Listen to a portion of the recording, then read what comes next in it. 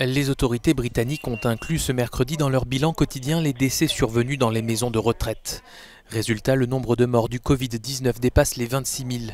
Mais le gouvernement précise que ces nouveaux décès enregistrés sont survenus entre le 2 mars et le 28 avril. Ils ne correspondent donc pas à une augmentation soudaine. Le Royaume-Uni n'envisage pas de déconfinement pour le moment pour éviter le risque d'une deuxième vague épidémique. Ce problème du deuxième pic et la nécessité de l'éviter n'est pas un risque théorique et ça ne se limite pas au Royaume-Uni. L'Allemagne a assoupli les restrictions la semaine dernière et a vu une augmentation du taux de contagion. La chancelière Merkel a déclaré publiquement et a dit clairement qu'il pourrait y avoir un deuxième confinement en Allemagne si le taux d'infection continue d'augmenter. En Italie, le nombre de décès dus au coronavirus continue de diminuer. Depuis le début de la pandémie, 27 682 personnes sont décédées, dont 323 lors des dernières 24 heures, le nombre le plus bas enregistré cette semaine.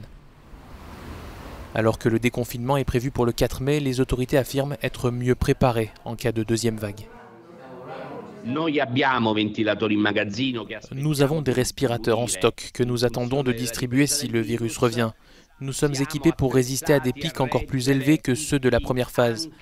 Personne ne peut résister à l'apocalypse. Mais nous pensons tous que cela ne se produira pas.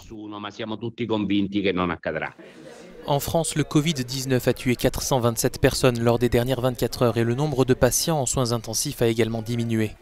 Le gouvernement a annoncé ce mardi les étapes du déconfinement qui commencera le 11 mai. Mais les autorités l'affirment, si la situation s'aggrave d'ici cette date, le confinement pourrait être prolongé.